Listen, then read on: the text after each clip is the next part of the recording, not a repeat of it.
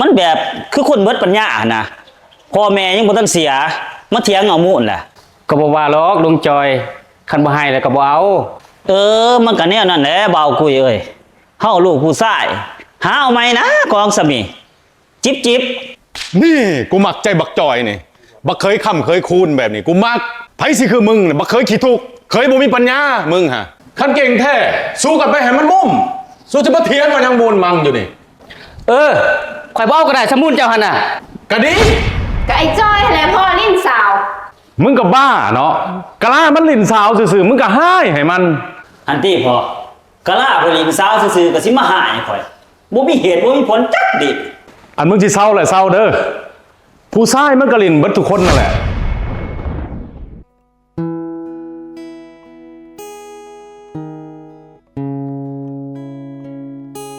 ไอ้จ้อยอีหยังจะขึ้นมาขวางแท้ข่อยควางอีสังหมดเดี๋ยวนี้ก็ขวางหั่นแล้วหรือเจ้าลิ้นสาวอย่าว่าค่อยบ่ฮู้เด้แล้วมันเป็นหยังข่อยลินสาวแล้วมันเป็นอีสังเดี๋ยวนี้มันผิดอีสังเดี๋ยวนี้ผู้ชายเขาบ่ลินหมดบ้านหมดเมืองนั่นแหละโอ้เจ้าคิดแนวนั้นว่ะคันคิดแนวนี้จะเอาลูกเอาแม่ให้หยังฮะข่อยบ่อยากซื้อย่อยข่อยอยากซื้อโยกบาทเดียวจะแม่นซาจะซัวเนาะหมดโลกนี่หาคนซัวคือเจ้าสิบ่ได้เนาะแม่นหยังพวกเจ้าพิดเถียงกันนี่หยังเดียวนี่นะก็ไอ้จ้อยแหละพ่อลิ้นสาวมึงก็บ้าเนาะกะลามันลิ้นสาวซื่อๆมึงก็ให้มันอันที่พอกะลาผู้หญิงสาวซื่อๆก็สิมาหายข่อยบ่มีเหตุบ่มีผลจักดิอันมึงสิเศร้าแหละเศร้าเด้อผู้ชายมันก็ลิ้นเบิดทุกคนนั่นแหละห่วยอีพ่อแทนที่เจ้าสิเข้าข้างค่อยถ้าไปเข้าข้างเราค่อยเป็นลูกสาวเจ้าเด้ไผถึกกูก็เข้าข้างกูนั่นแหละมึงสิเศร้าแหละเศร้าเห็นบ่จะว่าจะถือบ่ขนาดผู้เฒ่าแล้วยังเข้าข้างข่อยคักแล้วพวกเจ้านี่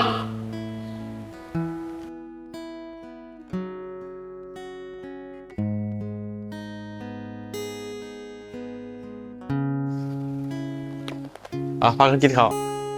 เอาตุ้ยบักจอยพัวมึงไปใส่กระเบื้องมากินข้าวอันเด้ไอ้จอยกินข้าวมาเด้อลูกเด้อกินข้าวเด้อ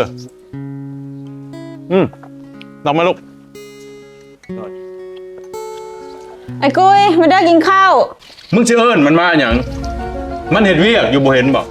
ไอ้กุ้ยแล้วเห็ดเวียกแต่เช้าแล้วยังไม่ได้กินข้าวได้พอเอาก็สร้างหัวแตกมันตีอ้าวพอจะคือว่าจังสันไอ้กุ้ยก็เป็นลูกเขยเจ้าบ่แม่นวะอันลูกเคยขี้ทุกข์ขี้ยากกันบ่กูบ่ปลื้มพ่อจะหักลูกเขยบ่เท่ากันได้นี่สาวด่าเอ้ยเจ้าสิเอาข่อยไปเปรียบกับผัวเจ้ามันบ่ได้ดอกมันคนละสั้นผัวเจ้าขี้ทุกข์ขี้ยากเนาะพ่อเนาะแม่นลูกคือผัวมึงหั่นมันขี้ทุกข์ขี้ยากกูฮอดบ่อยากให้มันห่วมเฮือนนำซ้ำจะว่าแบบนี้บ่ถูกเด้พอหั่นเด้หั่นกูเว้าแล้วก็เถียงกูบ่กินแม่มันดอกข้าวนี่เห็นบ่เจ้าเฮ็ดให้พ่อเฒ่าเราหายแล้วเห็นบ่เจ้านั่งท่าอยู่นี่เด้อค่อยสิไปแต่งกินให้เจ้าใหม่บ่เป็นหยังเฮ้ยค่อยกินอันนี้ก็ได้แต่ว่าแนวกินหมดแล้วได้เฮ้ยบ่เป็นหยังเลยของกินยังอยู่กินอันนี้ก็ได้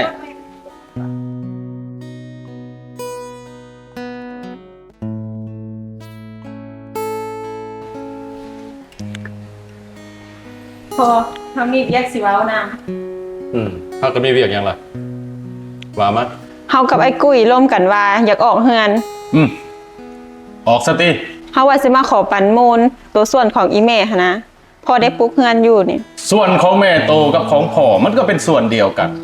และพ่อก็ยังบ่ทันได้ตายแต่เหตุใดจังสิว่ามาแบ่งมูลแบ่งมังเอาพอเฮาก็บ่มีบ่อนอยู่แล้วเฮาก็อาศัยได้ปลูกเฮือนใส่ว้าวง่ายๆนี่ก็อยากได้มูลพ่อมูลแม่ว่าซั่นซะก็น้อยนึงพอได้ปลูกเฮือนกูบ่ให้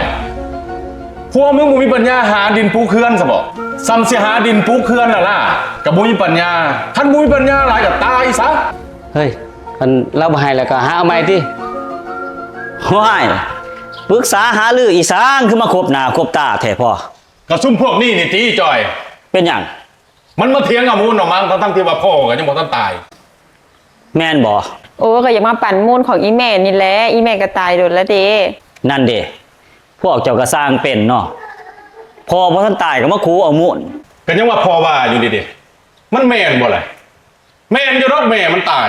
แต่พ่อยังบ่ทันตายแล้วมันจะมาเถียงกับมูลออกมามันถูกบ่ล่ะลูกเคยแบบนี้ลูกก็บ่สร้างสิว่าดอกพ่อแนวนี้ แต่ว่าคันลูกนี่ลูกบ่เฮ็ดแนวนี่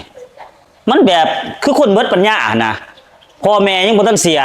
มาเถียงเอามูนล่ะ ก็บ่ว่าหรอกลุงจอยคันบ่ให้แล้วก็บ่เอา มันก็แนวนั้นแหละเบากุยเอ้ยเฮาลูกผู้ชายหาเอาไหมนะกองสามีจิบจิบ นี่กูมักใจบักจอยนี่บักเคยค้ำเคยคูนแบบนี้กูมักไผสิคือมึงน่ะบักเคยขี้ทุกข์เคยบ่มีปัญญามึงฮะ พอจะเว้าแนวนี้มันบ่ถูกได้ เป็นหยังมันสิบ่ถือเนี่ยมึงบ่มีปัญญาสิออกเฮือนออกซานมึงก็มาเถียงกับมูลเอามันมึงมาบักจอยมึงบ่ได้เถียงเอาหยังนี่คันเก่งแท้สู้กันไปให้มันมุมสู้จะมาเถียงกันยังมูลมังอยู่นี่ ข่อยบ่เอาก็ได้สมุนเจ้าหั่นน่ะ ก็ดี ไปเฮ้ยข่อยบอกแล้วนะจะมาขอเรา ดีหนีรถ ดีเลยนะพอคนแบบนี้หันอยู่กับบ่หนานี้กับบ่บางดอกว่าแต่ข่อยมีเวียกสิลบน้ำพอ เวียกยังไรพาว ข่อยว่าดินเฮือนกับดินหน้านี่นะให้ข่อยซะพอข่อยสิเบิ่งสิแย่งเจ้าเองดอกพอ พอก็ตั้งใจไว้ว่าสิให้เจ้าหั่นแหละคันสิให้อีด้ากับผัวมันฮะก็ย่านมันบ่เป็นตาสิเตะย่านมันเอาไปพานไปขายเบิดคันให้โตใครแน่โตเพิ่นเป็นคนมีปัญญามีหัวคิดประดิษฐ์สร้าง เจ้าคือถึกเลยนะพอคันเจ้าไปให้เบากุยกับเมียเราหั่นน่ะผู้นี้แหละเราเสียไปขายกินลมจมเมดเห็นบ่สองผัวเมียเพิ่นเฮ็ดอีสังก็บ่เกิดบ่เงยจะเบิ่งข่อยติเนาะพอเนาะเฮ็ดอีสังก็หุงเฮืองเหลืองเหลื่อมขึ้น แม่น เจ้าคือถึกแหละพอให้ข่อยซะเด้อข่อยสิเบิ่งสิแย่งเจ้าเองดอก เจ้าเฒ่าไปหน้านี่ข่อยนี่แหละสิเบิ่งเจ้าพอ เอาตกลงตามนั่นแหละไปเอาเอกสารมาพอสิเซ็นให้มันแล้วมื้อนี้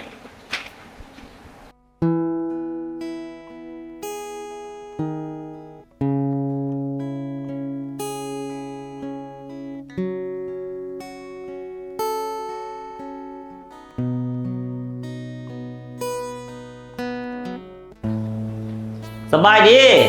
สบายดีลุงจอย สบายดีจะได้สมาอยู่ครับอยู่แคบแต่จะได้จะพากันอยู่ได้ซ้ำหูหนูหรอก ก็ตามสภาพนี่แหละลุงจอย กับแมนอยู่แต่ว่ามันกับครับกับแคบโพดเบิ่งผุดโอ้ยบ่มีหอดมองสีนาง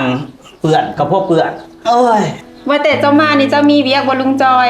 โอ้ยก็มีเวียกันแล้วพอเห็นพวกเจ้าอยู่ครับอยู่แคบจังสี่ข่อยลดอุกใจน้ำบ่สบายใจเว้ยน้องนุ่งมาอยู่จังสี่ข่อยอีต้นเดี๋ยวนี้นี่มันมีดินเขาสิขายหันทึกๆหนึงบ่อยากซื้อบ่ ดินอยู่ไสลุงจอยเขาขายจังได โอ้ยดินจัดสรรของหมู่เฮานี่แหละเขาสิขายเขาสิเว้าแล้วเขาก็ขายแพงแหละแต่ว่าคันเฮาซื้ออันเขาสิเอานำถึกๆมีแต่ว่าคันว่าอยากได้หันโอนเงินมาเขาสิไปซื้อให้แต่ว่าออกซื้อเฮาคันออกซื้อเจ้าหันเขาสิบ่ขายให้ราคาน่ะ พอได้ล่ะลุงจอยราคานั่น คัน20คูณ20ก็สิประมาณ70ล้านนี่แหละบ่ฮอด100ล้านซับ เฮ้ยพ่อเอาเลยเฮ้ย แม่นติ คันสิเอาก็โอนเงินมาให้เฮาสิเอาไปให้เขา แต่เงินข่อยติบ่ฮอดลุงทอก่อนประมาณ 10-20% ได้บ่ เอ้าก็ได้ว่าแต่ว่าโอนมาเดี๋ยวนี้โลดบัญชีเก่าหั่นเด้อ โอเคก็สิโอนให้ โอเคสัตว์ เฮ้ยเป็นจังไดลุงจอยหั่นว่าสิซื้อดินให้คือมิดเลยแล้วไปเอาเงินไปหั่นน่ะ ก็จังว่าหั่นแหละ จะโทรหาเราเบิ่งหนู โอ้ยข่อยโทรจนเมื่อยล่ะโทรเท่าใดเราก็บ่รับซ้ำ โทรอีกเบิ่งหนูหั่นบางทีเราฮับ ลองเบิ่งอันนี้เราบ่รับนะนี่น่ะ ลุงจ้อยนี่ก็จะจังใดเนาะ เจ้าโทรถามเมียเราเบิ่ง ไอ้จอย เจ้ามาอยู่อย่างนี้เจ้าคือบ่กำเงินกับสั่ง ข่อยอยากอยู่แซนมันก็เรื่องของข่อยที่ข่อยพอใจเจ้าอยากให้ข่อยไปอยู่น้ำเจ้าหั่นบ่กลับมาอยู่น้ำเจ้าหั่นเศร้าข่อยเบื่อ โอ้สรุปแล้วเจ้าสิปะค่อยมาอยู่ในอีเมียน้อยอยู่ห้องแถวนี่บ่ แล้วมันเป็นหยังข่อยพอใจข่อยมีความสุข สรุปแล้วเจ้าสิปะค่อยแท้ๆนี่ อีสังบ้านนี้เจ้ายังบ่เข้าใจบ่ว่าข่อยคิดจังไดหะเจ้านี่ คันสิปะหั่นเอาบัตรดีที่พ่อมาคืนเจ้าไปไว้ไสเอามาคืนค่อย คนสิส่งให้อีสังพ่อเจะเซ็นให้ข่อยพ่อแห้งแหละเซ็นให้ข่อยผู้เดียวอีกบ่แม่นว่าสิเซ็นให้เจ้านับอีกอย่างหันคันข่อยอยากส่งข่อยก็ส่งบ่ได้ดอกขอไปจำแล้ว ตายไอ้จอยเจ้าจะมาสัวแท้บัดเงินอีดาน้องสาวค่อยหั่นเจ้าว่าสิไปซื้อดินน่ะเอาไปส่งมันได้ ข่อยบ่ส่ง ให้เจ้าบ่ส่งหั่นแหละเขาจะมาฟ้องขอเจ้าหั่น โอ้ยเซิร์นเพิ่นมาฟ้องโลดคันเพิ่นมีหลักฐานหั่นจะแม่นซ่านข่อยบ่ย่านข่อยมักแท้ๆขึ้นห้องขึ้นศาลนี่ ให้เจ้าจื้อไว้เด้อโชคดี โอ้ย สุขี ทำไมมึงมีความสุขนะบักลูกเคยขวง อ้าว บักขี้ต้มขี้ตัว โอ้ แล้วข่อยมีความสุขแล้วมันเป็นหยังข่อยไปขี้ต้มขี้ตัวจะตอนไหนเดี๋ยวนี้ ก็ขี้ต้มนั่นแหละตัวให้กูโอนใบตะดินให้ แล้วสุดท้ายมึงก็บ่เบิ่งบ่แย่งกู แมนเงินเขาได้ลุงจอยว่าสิไปซื้อดินให้ข่อยคือมิตรจีดีอยู่ดินี่ อันสิ่งที่พวกเจ้าเว้ามาแวดทั้งหมดนี่ พวกเจ้ามีหลักฐานอยู่บ่ฮะระวังข่อยสิฟ้องหัวพวกเจ้าคืนเด้อ บักหัวหมอบักลุงซัว แล้วแต่สิคิดพวกเบิดปัญญา บักขวาง แล้วแต่สิคิด หามเงย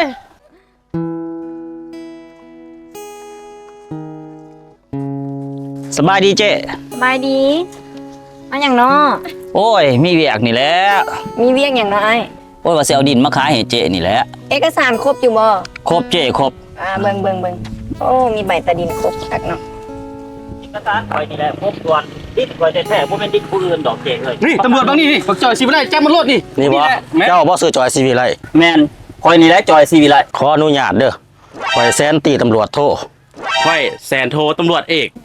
แล้วเป็นจังได๋ ข่อยว่าสิจับจะได้นี่ เอ้าสิจับข่อยเฮ็ดหยัง เจ้าซอโกงทรัพย์พลเมือง ข่อยไปโซโกงไผเดี๋ยวนี้บ่เอาดีๆเบิ่ง โอ้ยหลายเจ้านี่หาตัวต้มเขาไปตัวถีบตัวแดนประชาชนเขาห้องฟ้องมาหลายได้เจ้านี่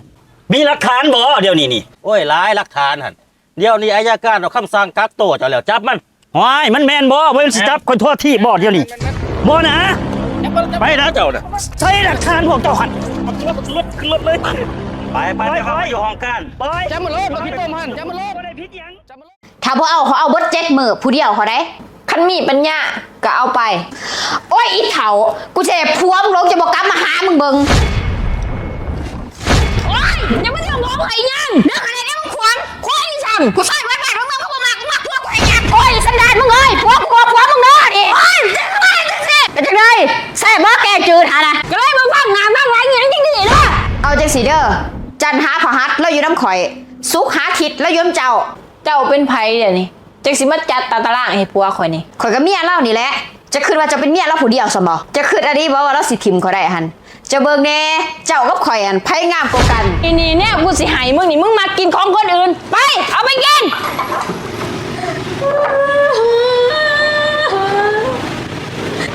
ไปไอ้ต้อยมา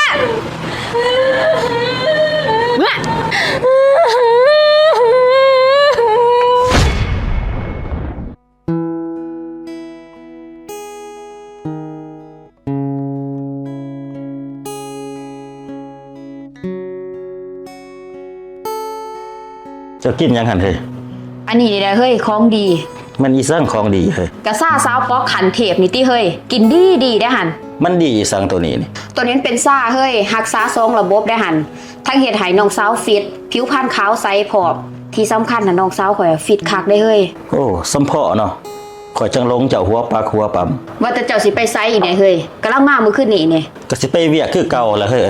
เวียกหลายสอง เจ้านี่มีเวลาให้แต่เวียกเวลาให้ลูกให้เมียนี่บ่มีคิดหนึงมี7วันเวียกเจ้าไปแล้ว6วัน มีเวลาให้ข่อยแต่มื้อเดียวหั่นบ่ โอ้ยเสียจังได๋ล่ะเฮ้ยเอ้ยข่อยก็หาเงินเพื่อครอบเพื่อครัวไผสิบ่อยากอยู่นำลูกนำเมีย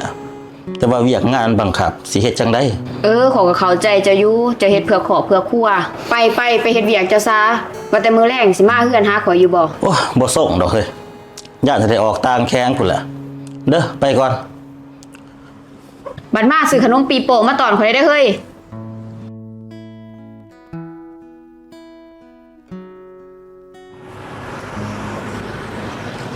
อีนั่นก็ดีอ้าวผัวอีปอกแต่ว่าหัน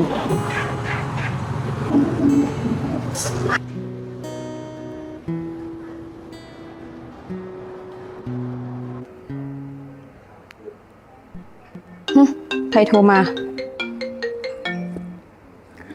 ฮัลโหลจะได้เซียว ปอกบอกูเห็นผัวมึงมากับผู้สาว แมนสบอผัวเฮาหั่นผัวเฮาบ่เป็นแนวนั้นนะ โอ้ยน้อมึงเบาซ้ำกูบ่จักผัวมึงเนาะ มึงเว้าอีดีบ่รัตนามันเป็นผัวกูอีดีบ่ หันเด้เขานั่งจูจีกันอยู่หันเด้ หามาเด้อกูสิมาศูนย์แท้เด้เนาะมึงฆ่ากูอย่าเด้อกูสิเอาไปเหยียบคอนเบิด2หั่น สั่งอาหารนะ สบายดีลูกค้าเมนูเด้อเจ้า สั่งไหมเฮ้ยจะสิเอาหยัง เอาข้าวใบเกลือด้วยปั่นหนึ่ง ข่อยก็เอาปั่นหนึงแต่ว่าของข่อยเอาเกลือบานเกินเด้อ ของคอยเอาเกลือแกงกอก โดยเอายังตื่มอีกบ่เจ้า เอาออมหวกเด้อ โดย แต่ว่าอย่าสิเฮ็ดแซ่บหลายเด้อข่อยกินแซ่บบ่ได้ โอ้เอาแบบบ่เป็นตาสแตกคันบ่อ้าย ข่อยมากแบบนั้นแหละแบบบ่เป็นตาสแตกครับ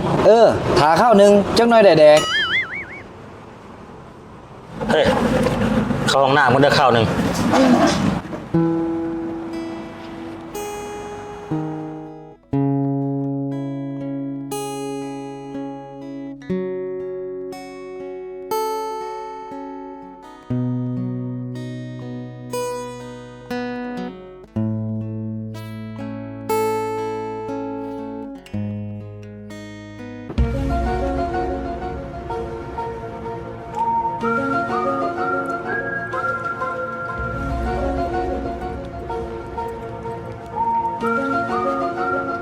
ใส่มันอยู่ใส่เสียวอีเสือไล่เห็นบ่ แมนเซียวอีนี่แหละ มึงขากูอยู่ได้กูจะไปเหยียบคอมัน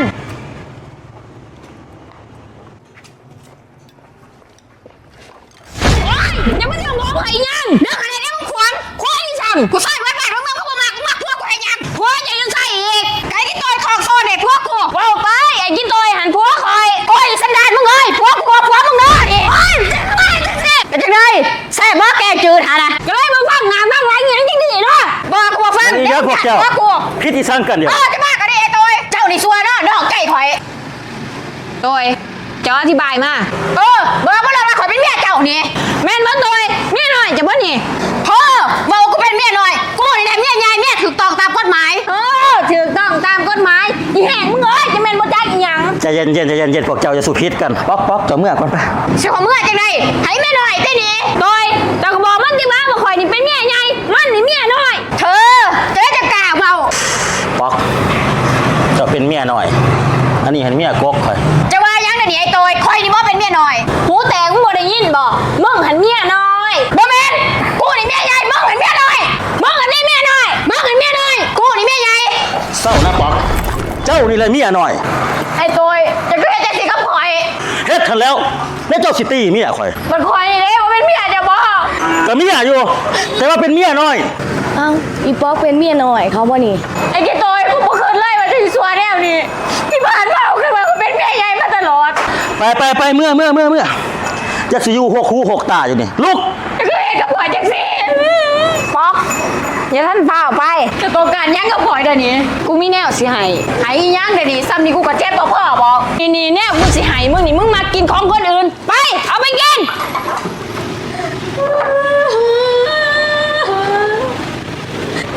ไปไอ้ต้อยมา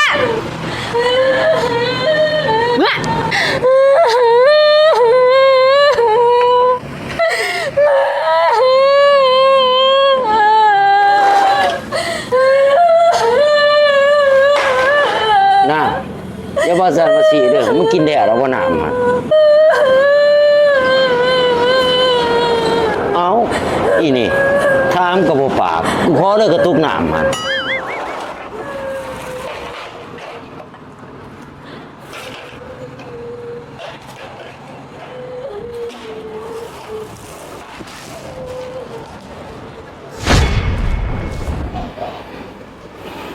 เป็นจังไดสมาซึมเมื่อเสาร์แท้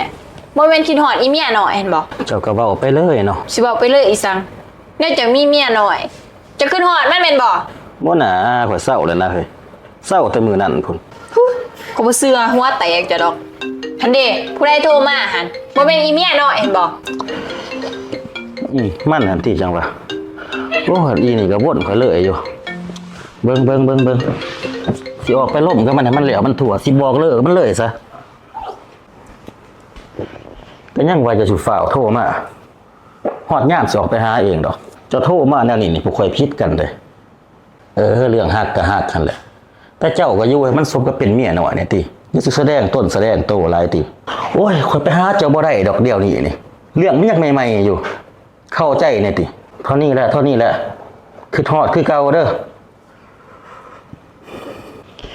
เจ้าบ่ต้องโทรมาหาข่อยอีกนะแต่มื้อนี้เป็นต้นไปหั่นเจ้ากับข่อยหันขาดกันเท่านี้แหละ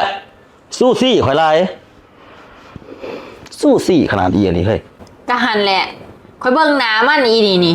มันหนามึนมีแต่เจ้าหั่นแหละเศร้าแล้วเศร้าเด้อบัดนี้ นาก็เศร้าเลยอะไรบัดนี้หั่นสิคิดหลายเจ้าก็ได้ จังใดมึงโทรไปหาพวงกี่พวงมาจังใด เขาว่าเขายังหักกูอยู่เฮ้ย กูว่าแล้วเล่าอันบ่สิถิมมึงหลาย กูก็ว่าคือมึงหั่นแหละ กูงามกว่าเมียเราเป็นเท่าไร แต่ว่ามึงสิยอมเป็นเมียน้อยจังซี่นี่บ่ แล้วมึงใส่กูเฮ็ดจังได้ก็เรามีเมียแล้ว ญาติดีญาติมันเป็นของเฮา แมนได้เนาะ กูงามกว่าดีกว่านุ่มกูก็ใหญ่กว่าสิหยาดบ่ได้บ่ว่าเนาะ แม่นญาติโนด แต่ว่าเราบ่ให้ไปวนไปไหว้กับเมียเราได้คันสันเราสิบ่มาหากู แล้วก็ครูไปซั่นแหละอย่าสิไปสนใจ แมนได้เนาะเฮ้ยของแนวนี่ไผดีกับผู้นั้นได้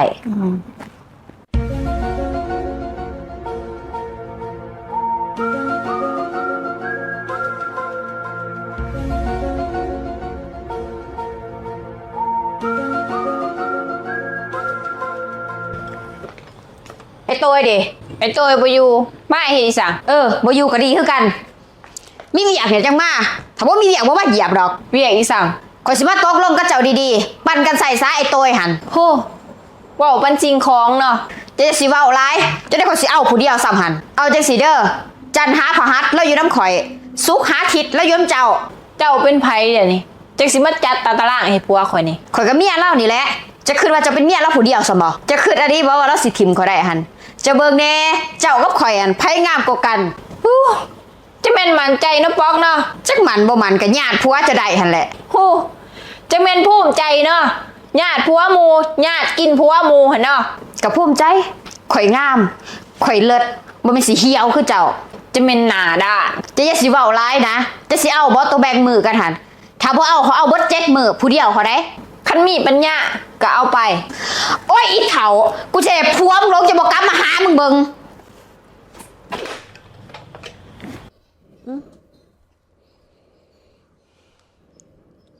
โอ้อีปอกจะแม่นมึงขวางเนาะบ่เหลือบ่แล้วเนาะกับผัวกูนี่มึงอย่าสิโพดได้เด้อปอกเศร้าซะกับผัวกูนี่จะแม่นมึงขวางโอ้ยจะแม่นมันหยาบมันมึนดิไอ้ตัวจะลุกมาเว้ากับข่อยดีๆเบิ่ง มันอีหยังข่อยนอนอยู่เจ้านี่ มันเป็นจังไดเจ้ากับอีปอกนี่มันบ่ทันเลิกทันแล้วกันบ่นี่ มันก็แล้วแหละเด้ แล้วจังไดนี่ มันแซดมาเลยอยู่นี่วังเว้นนี่มันก็นำมาหอดเฮือนคันเจ้าเศร้าวนเศร้าไหวนะมันสิปานนี่บ่ โอ้ยเฮ้ยอีป๊อกมันเป็นบ้ามันเสียเส้น มันสิเสียเส้นอีสังเจ้าหันตีบ่เลิกบ่แล้วกับมัน คอยหันแล้วแต่มันนั่นตีบ่แล้วกับข่อยก็อุกแนวนี่แหละข่อยเกิดมารออีพ่ออีแม่ก็โพดเฮ็ดให้ข่อยรอเกินบ้านเกินเมืองนี่แหละบัดนี้ก็ยากบัดนี้เห็นบ่ผู้นั่นก็มักผู้นี่ก็มักจักก็สิเฮ็ดจังได ว่าแต่เจ้าหันเศร้าอีนี่ล่ะบ่ ก็ยังว่าข่อยเศร้าแหละมันเป็นบ้าน้ำความรอของอีป๊อกหั่น เป็นจะได้ว่าไอ้ตัวนี่2-3 มื้อมันนี่คือติดต่อบ่ได้วะสมาตัดสายถิ่มบัดนี้มันเป็นจังไดเดี๋ยวนี้เนาะ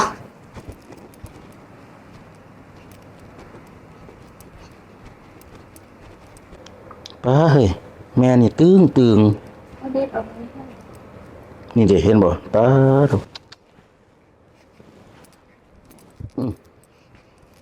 สมลายแท้เฮาจน โอ้คักน้อยตัวนอนกอดเมียเสยบ่ยอมไปหาข่อย อ้าวได้ผัวเมียกันบ่ให้กอดกันใส่กอดผู้ใด ก็บ่กอดข่อยพี่ตี้ข่อยกับเมียเจ้าคือกันแต่ว่าไอ้ตัว ปอกเอ้ยเมื่อซาข่อยว่าข่อยกับเจ้ามันไปกันบ่ได้แล้วล่ะข่อยฮักเมียข่อยป้าเมียข่อยไปหาเจ้าบ่ได้ดอก มาข่อยได้ไอ้ตัวไว้เมียเจ้าบ่ ก็เมียอยู่ แต่ว่ามันไปกันบ่ได้นะปอกข่อยว่า เมื่อนะปอกผัวกูก็เว้าแจ้งนะตีปานนี่ จะคือบอกก็ข่อยจะเสียไอ้ตัวเฮาฮักกันมา100 กว่าปีมันบ่มีความหมายเลยบ่ บ่เมียข่อยสำคัญกว่าเพิ่นข่อยสิซัวข่อยสิลินจังได๋ก็อย่าจะได้ข่อยก็ทิ่มเมียข่อยบ่ได้เมียข่อยต้องเป็นเบอร์1ในใจข่อยเสมอ ได้ยินเต็มสองหูแล้วบ่ปอกนี่ ไอ้ตัวข่อยขอแหละอย่าสิทิ่มข่อยถอดข่อยขาดจะบ่ได้อีหลี มันเป็นไปบ่ได้ดอกปอกตัดใจซะ เป็นหยังมันสิเป็นไปบ่ได้เป็นน้ำเจ้าหยาดเมียนบ่ไอ้ตัวเอ้ยน้อยข่อยขอซาผัวเจ้าหันให้ข่อยนบก็นบให้ข่อยกราบก็กราบให้ข่อยใส่น้ำสาข่อยหักแล้วข่อยขาดแล้วบ่ได้เอ้ยน้อยข่อยขอซา มึงเอ้ยเกิดมารอกันยากตายแม่มึงเถอะเนาะ เด้อน้อยเด้อให้ข่อยเป็นขี้ขาจากอะไรขอให้ข่อยคบใกล้ตัวเด้อเด้อน้อยเด้อเด้อ นี่นะป๊อก เด้อ สิมาดาดมาเมื่อแท้สิมาสู้สิแท้ ผมข่อยหักแล้วหักขาแล้วบ่ได้ไอ้ตัวหัน เห็นบ่ไอ้ตัวจะเกิดมารอนี่ เห็นบ่มันยาก จะสิมาโทษเขาบ่ได้ดอก โทษพ่อโทษแม่ก็พุ่นเฮ็ดให้ข่อยเกิดมารอเห็นบอกมันยาก หนีนะป๊อกคันมึงบ่หนีนี่ กูสิเอาคน